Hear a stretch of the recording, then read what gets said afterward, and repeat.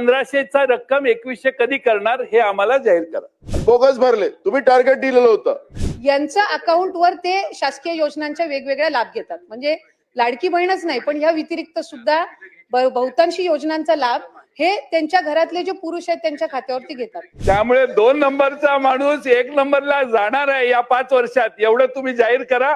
योजनेला आणखीन बदनाम करण्याच्या दृष्टिकोनातून काही वेगळे विषय इथे काढू नये.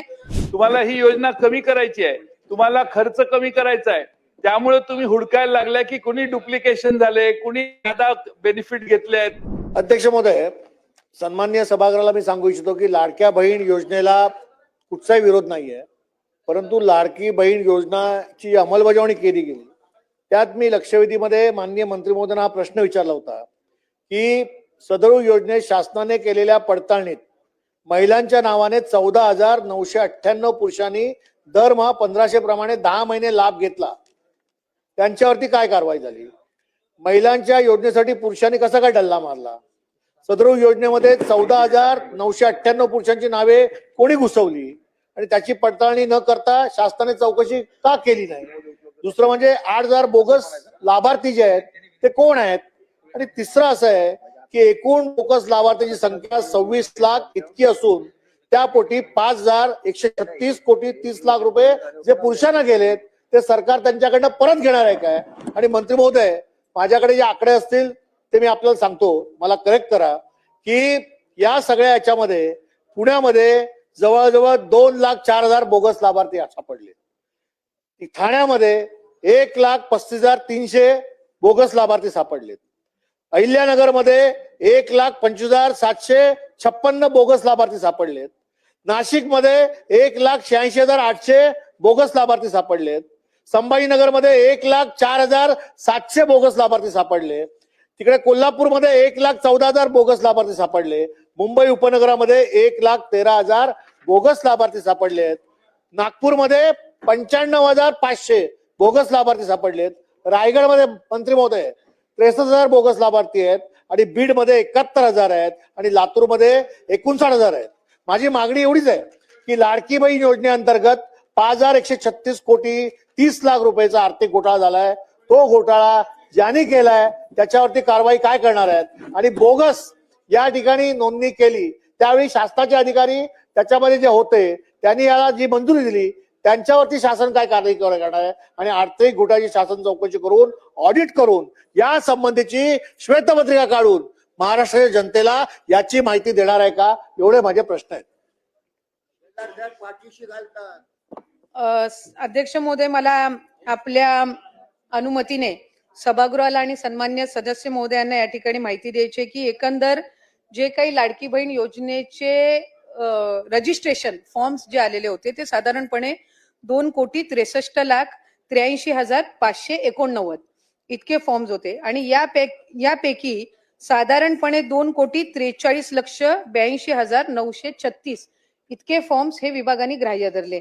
ज्या आकडेवारीचा 26 लाखाचा आपण उल्लेख केला ती क्रॉस व्हेरिफिकेशनसाठी माहिती व तंत्रज्ञान विभागाकडून ज्या आकड्यांचा आपण उल्लेख केला ती आमच्याकडे विभागाकडे प्राप्त झालेली होती. साधारणपणे महिला व बाल विकास विभाग म्हणून आणि सर्वच सन्मान्य समोर बसलेले वरिष्ठ सदस्य आहेत, अनेक वर्ष त्यांनी सुद्धा मंत्रिमंडळामध्ये वेगवेगळ्या खात्यांमध्ये काम केलेलं आहे. एखादा विभाग ज्या वेळेला एखादी योजना आणतो त्यावेळेला दुसऱ्या विभागाच्या डेटाचा त्यांच्याकडे ऍक्सेस नसतो, तो आपल्याला त्या विभागाकडून मागवायला लागतो.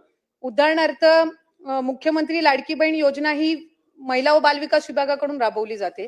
नमो शेतकरी योजनेचे जे लाभार्थी आहेत यांचा लाभाचा डेटा जो आहे तो कृषी विभागाकडे असतो. तो आम्हाला साधारणपणे जानेवारी महिन्यामध्ये प्राप्त झाला आणि त्याच्यात आम्हाला लक्षात आलं की नमो शेतकरी आणि लाडकी बहीण योजनेचे काही कॉमन लाभार्थी आहेत. मग त्याच्यामध्ये त्यांना 1,000 नमो शेतकरीचा लाभ मिळतो आणि वर्षे 500 जे आहेत ते लाडकी बहीण योजनेतनं मिळतात. तसंच माहिती व तंत्रज्ञान विभाग असेल, शालेय शिक्षण विभाग असेल, अन्न व नागरी पुरवठा विभाग असेल, अशा वेगवेगळ्या विभागांकडे या संदर्भातली माहिती महिला व बालविकास विभागानेच मागितलेली होती. त्यानुसार माहिती व तंत्रज्ञान विभागाने साधारणपणे 26 लाखाचा डेटा दिला जो आपण या ठिकाणी आता सभागृहासमोर मांडला. या डेटाचं आम्ही पूर्णपणाने क्रॉस व्हेरिफिकेशन केलं.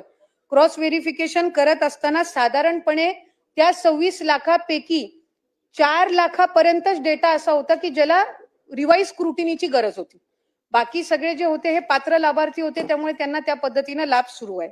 आता आपण जे काही शासकीय ह्यांच्या संदर्भामध्ये आपण विचारलं, 8,000 जे आपण बोगस विचारले, तर ते 8,000 बोगस नसून ते 8,000 शासकीय कर्मचारी म्हणजे प्राथमिक आरोग्य केंद्रांमध्ये किंवा वेगवेगळ्या शासकीय ज्या काही आपल्या नोकरी असतात त्याच्यामध्ये काम करणारे, आणि नियमानुसार ते तशा पद्धतीने लाभ घेऊ शकत नाहीत. म्हणून या संदर्भातलं आम्ही सगळ्या जिल्हाधिकाऱ्यांना एक पत्र लिहिलं आणि त्याच्या रिकव्हरीचं काम त्यांच्याकडून साधारणपणे गेल्या 5-6 महिन्यापासून सुरू आहे. म्हणजे मी इथे सांगलीचं सुद्धा आपल्याला उदाहरण देऊ इच्छिते की सांगलीमधले सुद्धा प्राथमिक आरोग्य केंद्रामधले किंवा इतर शासकीय याच्यामध्ये काम करणारे जे आहेत त्यांची सुद्धा रिकव्हरीची जी काही प्रक्रिया आहे ती त्या ठिकाणी 10,500 असतील, कोणाचे 4,500 असतील, म्हणजे ज्या ज्या महिन्याला त्यांना वितरित झाले त्यानुसार आहे. आणि ही प्रक्रिया साधारणपणे 2 महिन्याच्या कालावधीमध्ये सगळ्या जिल्ह्यांची पूर्ण होईल. आता 12,000 जे आपण पुरुषांचं म्हटलं तो खरं तर आकडा साधारणपणे 12 ते 14,000 मध्ये येतो. ज्या वेळेला ही योजना सुरू केली त्यावेळेला निदर्शनास आलं की अनेक अशा महिला आहेत ज्यांचं स्वतःचं वैयक्तिक बँक खातं नाहीये. त्यांचा आधार कार्डला त्यांच्या घरातला जो पुरुष असेल, मग वडील असेल, भाऊ असेल किंवा पती असतील, यांच्या अकाउंटवर ते शासकीय योजनांच्या वेगवेगळ्या लाभ घेतात. म्हणजे लाडकी बहीणच नाही पण ह्या व्यतिरिक्त सुद्धा बहुतांशी योजनांचा लाभ हे त्यांच्या घरातले जे पुरुष आहेत त्यांच्या खात्यावरती घेतात. त्यांचं स्वतःचं स्वतंत्र खातं नसल्यामुळे त्यांच्या आधार कार्डला सुद्धा अनेक पुरुषांचे म्हणजे घरातल्याच पुरुषांचे अकाउंट हे त्यांनी लाभासाठी दिलेले होते. त्यामुळे त्या संदर्भातलं सुद्धा क्रॉस व्हेरिफिकेशन हे आम्ही साधारणपणे केलं आणि त्याच्यामध्ये कुठलीही पात्र महिला लाभापासून वंचित राहता कामा नये या दृष्टिकोनातून ही पावलं उचलत असताना ती 12-13 हजार एकदम आपण वगळून जर त्याच्यातल्या खरंच लाभार्थी आहेत पण त्यांची बँकचं खातं नाही म्हणून घरातल्या पुरुषाचं त्यांनी खातं दिलेलं आहे, यामुळे ते लाभापासून वंचित राहता कामा नये म्हणून त्या संदर्भातली आम्ही क्रॉस व्हेरिफिकेशनची जी प्रोसिजर आहे ही त्या ठिकाणी गेल्या 3-4 महिन्यापासून राबवली. त्याच्यात बऱ्यापैकी अशाही केसेस आम्हाला आढळल्या की त्या खरंच बेनिफिशरी आहेत पण त्यांची अकाउंट त्यावेळेला नसल्यामुळे त्यांच्या घरातल्या यांचे त्यांनी त्या पद्धतीनं दिलेल्या आहेत. त्यामुळे अशा पद्धतीनं प्रक्रिया करत असताना ई-केवायसी जे आपण सुरू केलं याला साधारणपणे आम्हाला 8 ते 9 महिन्याचा कालावधी ती ई-केवायसी प्रक्रिया ज्याच्यात 13 बाबी पूर्ण कराव्या लागतात मग ती प्रक्रिया आपल्याला सुरू करता येत असते. तर ती आम्ही सुरू केली आणि ई-केवायसी झाल्यानंतर याच्यामध्ये आणखीन जो सुरळीतपणा आहे या सगळ्या सबंध लाभार्थ्यांच्या संख्येमध्ये तो आपल्याला पाहायला मिळतो. सन्माननीय सदस्य जयंत पाटील साहेब.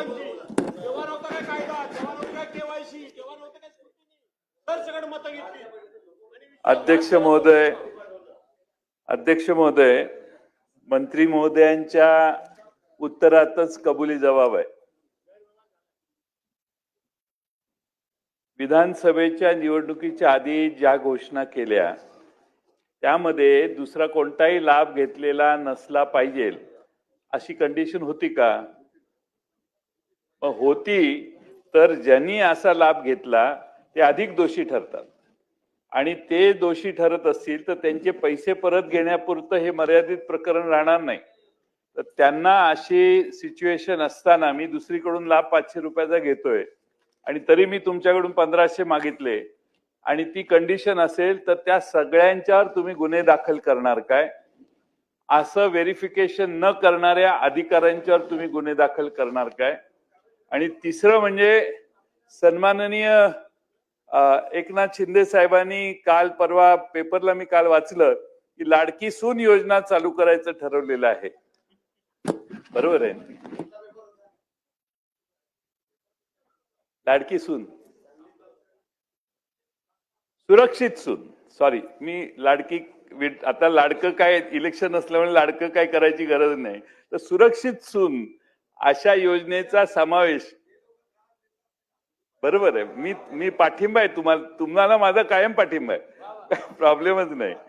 त्यामुळं अशी नवी योजना करण्याच्या आधी अशा कंडिशन्स करा. पण पहिला प्रश्न माझा जो आहे की ज्यांनी असा चुकीचे फायदे घेतले, पुरुषांची नावं देऊन, तुम्ही आता काय म्हणताय केवायसी करतोय, केवायसी त्यांना अप्रूव्ह करण्याच्या आधीच तुम्ही करायला पाहिजे होतं. केवायसी आत्ता करायला लागला म्हणजे का, तर तुम्हाला योजना जड जायला लागली. तुम्हाला ही योजना कमी करायची आहे, तुम्हाला खर्च कमी करायचा आहे, त्यामुळे तुम्ही हुडकायला लागल्या की कुणी डुप्लिकेशन झाले, कुणी आता बेनिफिट घेतले आहेत, कसे करायला लागले. तुम्हाला हे ज्या कंडिशन्स आहेत त्या नंतर आठवलेल्या आहेत, हे मुक्तपणाने आता मान्य करा आणि आपण आता नक्की कोणतं धोरण स्वीकारणार आहात आणि या सर्वांवर तुम्ही गुन्हे दाखल करणार का याचं उत्तर द्या. जयंत पाटील साहेबांनी या ठिकाणी ज्या बाबींचा म्हणजे उल्लेख या ठिकाणी केला, मी सर्वात पहिला जो लाडकी बहीण योजनेचा शासन निर्णय काढला त्यामध्येच या सगळ्या बाबी समाविष्ट केलेल्या होत्या. आणि साधारणपणे मी आपल्याला पुन्हा एकदा सभागृहाला माहिती देऊ इच्छिते की टोटल रजिस्ट्रेशन जे आलेलं होतं ते 2,63,83,000 होतं. त्यापैकी 2,43,42,936 म्हणजे जवळपास 20-22 लाख जे रजिस्ट्रेशन फॉर्म्स होते हे त्यावेळेला सुद्धा त्याचं रेक्टिफिकेशन झालेलं होतं. नाहीतर पहिल्याच ह्याला 2,63,00,000च लाभार्थी असते, ते 2,43,00,000 होते, म्हणजे 2.43 होते. म्हणजे व्हेरिफिकेशनची प्रोसिजर ही सुरू असताना साधारणपणे ऑक्टोबर, नोव्हेंबर, डिसेंबरच्या कालावधीमध्ये, आचारसंहितेच्या कालावधीमध्ये पूर्ण स्क्रुटिनीची जी प्रोसिजर आहे ही त्या ठिकाणी स्थगित होती. आणि त्याच्यानंतर जानेवारी महिन्यामध्ये ज्या वेळेला सगळ्या विभागांना आम्ही त्या संदर्भातलं, खरं तर ऑक्टोबर महिन्यामध्येच त्या संदर्भातलं सगळ्या विभागांना पत्र आम्ही क्रॉस व्हेरिफिकेशन डेटासाठी दिलं होतं, कारण इतर विभागांचा डेटा हा आपण ऍक्सेस करू शकत नसतो एखादं डिपार्टमेंट.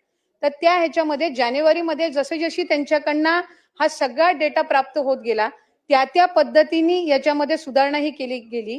आणि दुसरी महत्वाची गोष्ट म्हणजे जी ई-केवायसी ची प्रक्रिया आहे, साधारणपणे ई-केवायसी ची प्रक्रिया डायरेक्ट डीबीटी योजना ज्या वेगवेगळ्या खात्याकडून राबवल्या जातात ह्या सगळ्यामध्येच ई-केवायसीचं धोरण हे घेतलं जात असतं.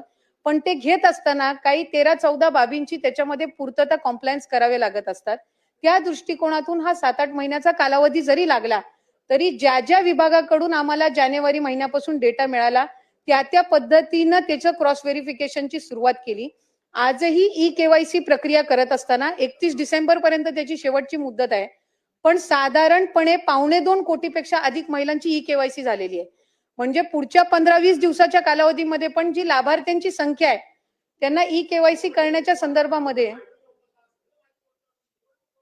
निवडणुकीचा विषयच नाही. खरं तर सन्मान्य सदस्यांनी सुरुवातीलाच उल्लेख केला की लाडकी बहीण योजनेला विरोध नाहीये. हा लाभ जो आहे हा माता भगिनींनाच मिळालेला आहे. काही ठिकाणी पहिल्यांदा लाडकी बहीण सारखी योजना ही महायुतीच्या सरकारने आणली, ती चांगल्या पद्धतीनं त्याचा लाभ हा पोचावा या दृष्टिकोनातून आम्ही काम करत आहोत.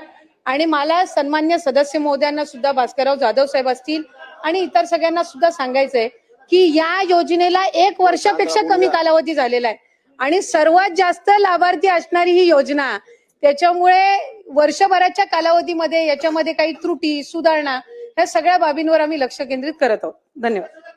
सन्मान्य सदस्य जयंत पाटील साहेब बोला. 2 अध्यक्ष मिनिटांमध्ये महोदय, कन्क्लूड करा साहेब. सन्माननीय मंत्री महोदयांनी सांगितलं की केवायसी करायला बराच 13-14 कंडिशन्स असतात. या कोणत्याही कंडिशन्स या योजना ज्यावेळी जाहीर झाली त्यावेळी लावण्यात आल्या नाहीत. आता तुम्ही लावायला लागल्या. तुमच्या वेबसाईटवर जर बघितलं तर मागच्या महिन्यामध्ये 1,06,00,000 महिला एवढाच आकडा दिसत होता. आपलं म्हणणं असं असेल की आता 1,70,00,000 झालेले आहेत किंवा 75,00,000 झाले आहेत. म्हणजे जसं ई-केवायसी होईल तसं चाललंय.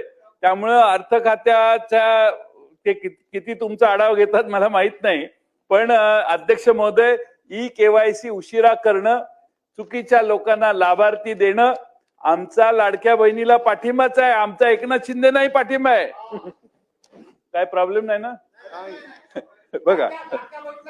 त्यामुळं सगळ्यात राज्य सरकार तुमचं येण्यात फायदा झाला लाडक्या बहिणीचा, पण 1 नंबरचा आमचा माणूस 2 नंबरला जाऊन बसला, हा तोटा महाराष्ट्राचा मोठा झालेला आहे.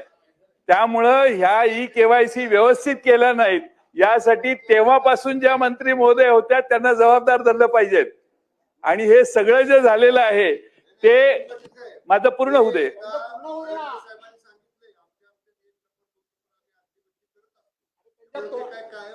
अध्यक्ष महोदय, एकनाथ शिंदे साहेब असल्याच लोकांनी तुमचं नुकसान केलेलं आहे. एकनाथ शिंदे साहेब असल्याच लोकांनी तुमचं नुकसान केलं. तुम्हाला ते सारखं समजावून सांगतायत, काय हरकत नाही. एक नंबर हा एक नंबरच असतो. एक नंबर हा एक नंबरच असतो.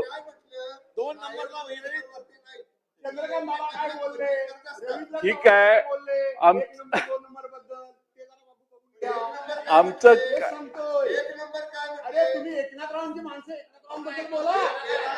नाही नाही, आपसात अध्यक्ष बोलू नका, महोदय, आपसात अध्यक्ष बोलू नका. महोदय, माझ्या अध्यक्ष अन्यायाचं मला महाराज. संरक्षण द्या.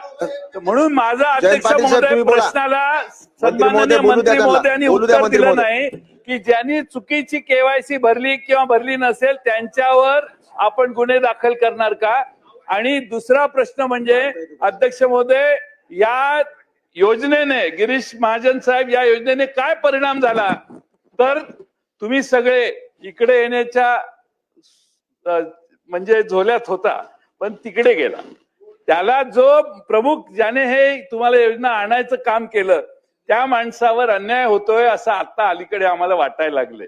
त्यामुळं आता ते देसाई शंभूराजे काय म्हणतायत की एक नंबरचा 2 नंबर जाईल तर 2 नंबरचा 1 नंबरही जाऊ शकतो. ते आता 1 नंबर इथं नाहीये म्हणून असं तुम्ही म्हणताय. त्यामुळे 2 नंबरचा माणूस 1 नंबरला जाणार आहे या 5 वर्षात, एवढं तुम्ही जाहीर करा. आमचं काही म्हणणं नाही. अजून डबल 1500चा 2100. हा शेवटचा प्रश्न, 1500चा रक्कम 2100 कधी करणार हे आम्हाला जाहीर करा. दुसरा प्रश्न असा आहे की आपण दादा शेवटचा प्रश्न आहे, 1 मे केसेस करणार का. आणि 1500 रुपयाची आपण घोषणा शिंदे साहेबांनीच केलेली आहे, 2100 रुपये करणार. तर ते 2100 रुपये या आर्थिक वर्षात आपण करणार का पुढच्या आर्थिक वर्षात करणार. की बहीण योजनेचे ऍप्लिकेशन सर, ज्याचा उल्लेख आपण आकडेवारीचा केला, ऍपवर साधारणपणे 1,30,85,85,000 इतके ऍप्लिकेशन आहेत आणि पोर्टलवर ज्याचा आकडेवारीचा आपण उल्लेख केला ते 1,06,00,000. असं दोन्ही बायफर्केशननी हे 2,43,00,000 आहेत. आणि ते आकडे आत्ताही आपल्याला ऍप आणि पोर्टलवर दोन्हीवरही आपल्याला हे पाहायला मिळतात. मी ह्याची कारण आपण रजिस्ट्रेशन करताना ज्यांना ऍप सोयीस्कर पडतो त्यांना ऍप, ज्यांना पोर्टल सोयीस्कर पडतो त्यांना पोर्टल, अशा पद्धतीने आपण दिलेला आहे. मी साहेब या संदर्भातली आपल्याला सविस्तर माहिती ही त्या ठिकाणी ठेवते आणि त्याच्यामुळे लाभार्थ्यांची संख्या ही व्यवस्थित रजिस्टर्ड पद्धतीनं आहे. दुसरी नाना पटोले साहेब, दुसरी 2 मिनिटात महत्वाची conclude करा. गोष्ट म्हणजे जी काही रिकव्हरीची प्रक्रिया आहे, ज्या सरकारी कर्मचाऱ्यांनी त्या ठिकाणी लाभ घेतलेला आहे ती 2 महिन्याच्या आत पूर्ण केली जाईल. 12,000 का 12,500 जे पुरुष लाभार्थी सुद्धा जे दाखवण्यात आलेले आहेत स्क्रुटिनीमध्ये, त्या संदर्भामध्ये सुद्धा क्रॉस व्हेरिफिकेशन करून त्याच्यातले किती जेन्युइन बेनिफिशरीज आहेत, किती फेक बेनिफिशरीज आहेत या संदर्भातली हे करून त्या संदर्भातली चौकशी करून त्यांच्यावर कडक कारवाई केली जाईल. महाराज, लाडकी बहीणची चर्चा काल कुठलंही कारण नसताना मुख्यमंत्र्यांनी या सभागृहात उपस्थित केली. आज योगायोगाने लक्षवेधी लागली. अध्यक्ष महाराज, माझा स्पेसिफिक प्रश्न अध्यक्ष महाराज, आणि ज्यांनी सुरू केलेली होती ते सभागृहात आहेतच, एकनाथ शिंदे साहेब. माझा प्रश्न एवढाच आहे की आपण जेव्हा योजना जाहीर केली त्यावेळेस आपण सांगितलं एवढे काही अर्ज भरले जातील त्या सगळ्या अर्जाला आम्ही 1500 रुपये लाडक्या बहिणीला आम्ही निधी उपलब्ध करून देऊ असं आपण केलं. आम्हाला आनंद झाला, काही आम्हाला अडचण नाही. मग तुम्ही 2100 जाहीर केलं त्याचाही आनंद झाला. पण माझा एक स्पेसिफिक प्रश्न असा आहे की निवडणुकीच्या ऐन तोंडावर तुम्ही ही ज्या पद्धतीची घोषणा केली, कुठलाही नियम न पाहता या पद्धतीनं जे काही आता याच्यामध्ये अफरातफर झाली असं तुम्हीच मान्य करताय. मग अफरातफर झाली, योजना तुम्ही सुरू केली, तर गुन्हे दाखल करायची जी भूमिका आहे ती त्या लोकांवर करायची का तुमच्यावर करायची, हा एक प्रश्न आहे. एक, तुम्ही 2100 करणार का, दुसरा प्रश्न. आणि तुमची ऍप आणि पोर्टल याच्यामध्ये हे आकडे फरक का दिसतात. म्हणजे ही योजना जशी ज्या उद्देशाने तुम्ही सुरू केली, जी गडबड तुम्ही लोकांनी केली ती आता ऍप आणि पोर्टल मध्ये आपल्याला पाहायला मिळते आहे. मग या योजनेमधले लाभार्थी नेमके कोण आहेत ते पण कळायला पाहिजे. नाही उत्तर द्या ना, देऊ द्या ना. सुरुवात म्हणजे चुकीची माहिती रेकॉर्डवर जाऊ नये म्हणून मी एक क्लेरिफाय करते. लाडकी बहीण योजनेचे फॉर्म घेत असताना आपण ऑफलाईन, आपण ऍप, आपण पोर्टल असे वेगवेगळे माध्यम लाभार्थ्यांसाठी उपलब्ध करून दिले होते आणि म्हणून त्याच्यामध्ये ऍप आणि पोर्टल हे दोन्हीही प्लॅटफॉर्म्स आहेत आणि हे दोन्ही प्लॅटफॉर्म्स असताना जे ऑफलाईन फॉर्म पण जे अंगणवाडी सेविका असतील, आशा सेविका आहेत, तिथले ग्रामसेवक आहेत, वेगवेगळी जे सरकारी यंत्रणा आहे यांना सुद्धा आपण त्या तिथं लाभार्थ्यांना सोयीस्कर पडावं रजिस्ट्रेशनसाठी त्या दृष्टिकोनातून आपण हे केलेलं आहे. आणि ई केवायसी साधारणपणे 1,74,00,000 महिलांपेक्षा जास्ती महिलांची झालेली आहे. हे मी ऑन रेकॉर्ड आपल्याला इथे सांगत आहे. 31 डिसेंबर पर्यंत त्याची मुदत आहे आणि त्याच्यामुळे कुठेही या संदर्भामध्ये रजिस्ट्रेशन करत असताना वेगवेगळे प्लॅटफॉर्म्स आपण त्यांच्यासाठी रजिस्ट्रेशनसाठी उपलब्ध करून देत असताना कुठल्याही लाभार्थ्यांच्या आकडेवारीची कुठल्याही गोष्टीची इथं गडबड किंवा कुठल्याही पद्धतीचे याच्यामध्ये दुर्लक्ष झालेलं नाहीये. ठीक आहे. सन्मान्य सदस्य हारून खान.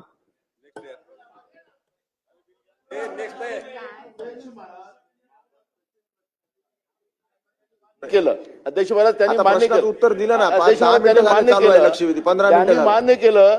आशा वर्कर, अंगणवाडी सेविका, ग्रामसेवक आम्ही सगळ्यांना कामाला लावलं. यांनी टार्गेट दिलं होतं अध्यक्ष महाराज त्यावेळेस एवढे फॉर्म भरलेच पाहिजे आणि त्या पद्धतीने त्यांनी फॉर्म भरलेत आणि बोगस भरले. तुम्ही टार्गेट दिलेलं होतं आणि मग तुमचं आता टॅब आणि या दोन्ही त्याच्यात फरक जाणवत आहे. आम्ही काय तुम्हाला मदत केली ना, पण तुम्ही सरकारच्या योजना आम्ही त्याचं समर्थन केलेलं आहे, पण याच्यात जे गडबड झालेली आहे त्याला गुन्हेगार कोण? आखरी हे जनतेचे पैसे आहेत. तुम्ही मालक नाही आहात. जनतेच्या पैशाचा हिशोब द्यावा लागेल तुम्हाला. अजून सांगायचंय की या रजिस्ट्रेशन मध्ये कुठल्याही पद्धतीची गडबड किंवा कुठल्याही पद्धतीचे दोन आपण त्यांना माध्यम उपलब्ध करून दिले होते. प्रत्येक योजनेमध्ये असतात ऍप आणि पोर्टल. ऑनलाईन पद्धतीने रजिस्ट्रेशन करत असताना दोन माध्यम ही सगळ्या स्कीम मध्ये दिले जातात. आपण इतरही स्कीम मध्ये तपासलेत तरी त्या पद्धतीनं आहे आणि लाभार्थ्यांची संख्या ही सुरुवातीपासून 2-2.5-3 कोटीच्या संख्येमध्येच आहे. त्याच्यामुळे या संदर्भातला आता नव्याने काही आपण त्याबद्दल कॉन्ट्रोवर्सी तयार करून किंवा लाडक्या बहिणींच्या योजनेला आणखीन बदनाम करण्याच्या दृष्टिकोनातून काही वेगळे विषय इथे काढू नये आणि रेकॉर्डवर काही चुकीचं येऊ नये अशीच माझी सभागृहाला विनंती आहे.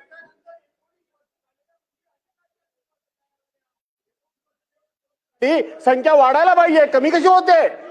याचा अर्थ फ्रॉड झालाय, गडबड झाले, भ्रष्टाचार झालाय, चुका झाल्या, राजकारणाकरता, सगळ्या करता, मतांकरता महाराष्ट्र राज्य लुटण्याचं तुम्ही काम केलं आणि तुम्ही समाधानकारक उत्तर देत नाही म्हणून आम्ही तुमचा निषेध करतो. चला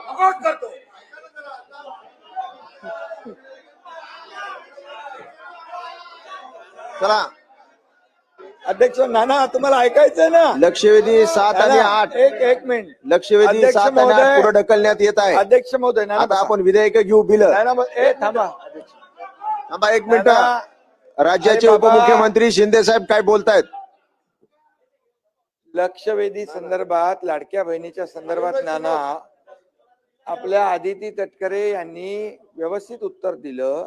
ऐका ना.